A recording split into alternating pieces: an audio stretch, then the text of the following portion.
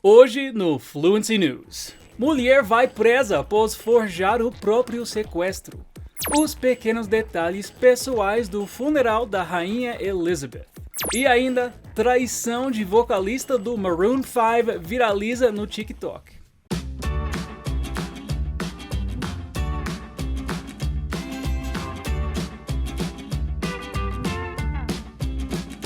Hey guys, what is up? Scott Lowe here and welcome to another episode of Fluency News, o seu podcast de notícias em inglês com comentários e dicas em português. Estamos aqui de novo, se informando e aprendendo. Para quem está me acompanhando do YouTube, você pode ativar as legendas para acompanhar as notícias, praticando bem a sua compreensão e a sua leitura ao mesmo tempo. E não esquece que tem sempre episódios novos saindo por aqui, de várias séries diferentes, incluindo episódios culturais, episódios focados em pronúncia, em expressões idiomáticas, ambiente de trabalho, a little bit of everything. Now, come on, let's get going. Você já sentiu vontade de sumir? Quem nunca teve aqueles momentos dramáticos na adolescência, imaginando assim, o que será que aconteceria se eu sumisse por uns dias? Quem sentiria minha falta? Será que foi essa fantasia que se realizou na nossa primeira história do dia? Check it out. Sherry Papini, a resident of the state of California, went missing in 2016.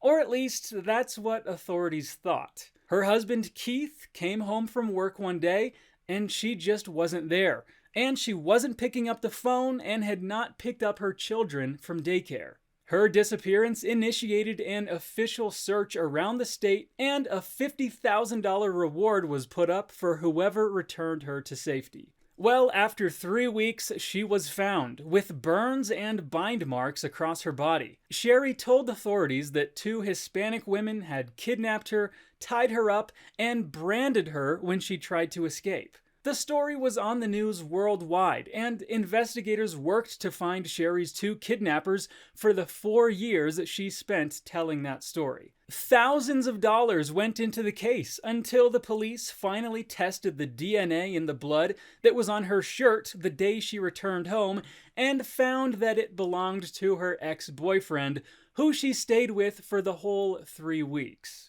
When confronted with the evidence, Sherry confessed to the hoax and ended up sharing that she had lied to law enforcement and loved ones in order to receive benefits as a result of her alleged post-traumatic stress from being abducted, the Justice Department said. Mrs. Papini was arrested in March this year, and her trial came to an end this week, with a sentence of 18 months in prison, followed by 36 months of supervision and a fine of $310,000. She told the judge, "I am so sorry to the many people who have suffered because of me. The people who sacrificed for the broken woman I was." Gente, eu não imaginei que essa história seria tão revoltante assim. Cara, imagine a reação dessa equipe de investigadores que passaram 4 anos procurando as tais sequestradoras quando descobriram que era tudo inventado. Mas tem uma palavra aqui na notícia que descreve bem essa história toda e é algo legal de se ter no vocabulário. Hoax. Na frase, Sherry confessed to the hoax. A Sherry confessou o quê? A farsa. Hoax quer dizer farsa. Uma enganação bem séria e normalmente umas coisas mais elaboradas. Imagine que um amigo seu chega te contando que encontrou um site que vai deixar ele rico em 48 horas. Você pode falar para ele, "Dude, that website is a hoax." Cara, esse site é uma farsa. Essa palavra também é um verbo, com esse sentido de enganar ou pregar uma peça. A frase fica assim: "That guy is trying to hoax those tourists." Aquele cara está tentando enganar aqueles turistas. O enterro da rainha Elizabeth foi um evento longo e muitas pessoas compareceram, mas nem tudo foi grandioso. O funeral contou também com alguns detalhes pequenos em homenagem à monarca. After 11 days of national mourning, Queen Elizabeth was finally laid to rest inside Windsor Castle, a nearly 800-year-old building, joining her father and late husband. Hundreds of thousands of people joined the procession to pay their last respects to the monarch during her funeral. And among the highlighted moments were the tears shed by members of the royal family, especially the 7-year-old Princess Charlotte, as well as the appearance of several world leaders and the actual procession and military lining the way. But beyond tradition, there were reminders that this was not only a nation's goodbye to a monarch, but also a tribute to a woman who was a mother, grandmother, churchgoer, and dog lover. Having owned and loved corgis since the age of 10, it was fitting that the Queen's companions were part of the procession. So 2 of her corgis, Muick and Sandy, were there at the castle. Queen Elizabeth's other passion was her horses, with whom she had always enjoyed spending time, making her pony Emma an important guest. The late Queen was present through jewelry as well, with Kate Middleton wearing her pearl choker and Meghan Markle wearing the pearl earrings she got as a wedding gift from Elizabeth. One more peculiar fact is that the Queen had a personal piper who played outside her window for 15 minutes every day and played at the funeral as a personal request from the monarch. And of course, her favorite song, "The Lord is My Shepherd," was a part of the event, being sung by the 2,000 mourners that were present. Cara, eu fiquei pensando aqui. Você gostaria que seu pet fosse ao seu funeral um dia? Não, esse pensamento me dá um aperto no coração, mas ok. Vamos lá para a dica antes de eu chorar. I love you, feliz. O meu gato, né? A palavra fitting não é a mais fácil de traduzir, mas quando se diz que algo é fitting, quer dizer que aquela coisa é muito apropriada, muito adequada para aquela situação. Por isso, aqui dizemos que a rainha Elizabeth era apaixonada por cães da raça Corgi desde os 10 anos, por isso era muito adequado que seus corgis estivessem lá. Vamos ler a frase de novo. Having owned and loved corgis since the age of 10, it was fitting that the Queen's companions were part of the procession. É comum usar também a expressão "it's only fitting", com o mesmo sentido, mas um pouco mais intenso. Imagine que você tem uma sobrinha que ama Frozen e a Elsa, e o aniversário dela está chegando. Você poderia dizer para os pais dela: "She loves Elsa. It's only fitting that she wears an Elsa costume." Na tradução, "it's only fitting" pode aparecer como "é justo, é apropriado, nada mais justo." Ok? It's only fitting, nada mais justo. E agora vamos para um clima um pouco mais leve na nossa última notícia. Você conhece alguém que é fã de Maroon 5?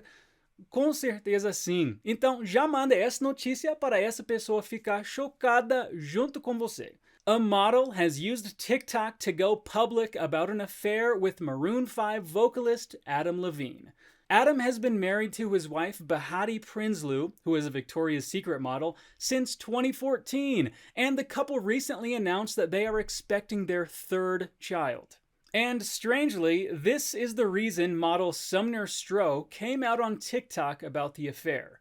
You see, the model posted a video with screenshots of Adam asking her if he could name his baby after her in case the baby was a girl. She captioned the video with the sentence, "Embarrassed I was involved with a man with this utter lack of remorse and respect." I agree. The publication is now close to the 20 million view mark.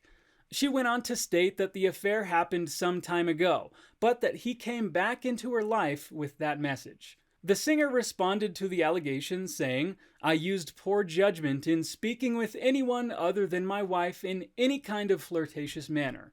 I did not have an affair. Nevertheless, I crossed the line during a regrettable period in my life." He went on to say that his family is the most important thing in his life and that he is ready to take responsibility for his actions and get through it with his wife. Shame on you, Adam Levine. Como já dizia Avril Lavigne, é complicated, né? E não, a Avril Lavigne não é parente do Adam Levine.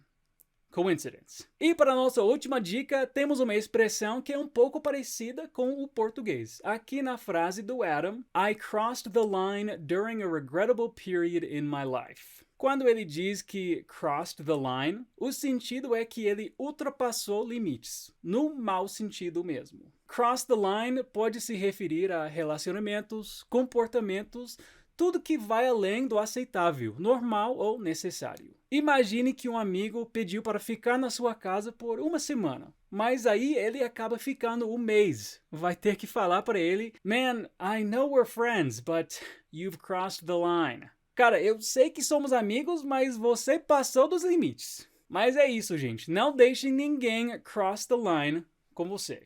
Alright, well, that is it for today's episode, folks. Foi muito legal estar aqui de novo para mais um episódio de Fluency News e quero que vocês me contem nos comentários o que você achou do episódio. E se você gostou, não esquece de compartilhar o episódio com a sua galera e contar para todo mundo que agora a gente tá no YouTube também. Hey, I'll see you next week. Peace out.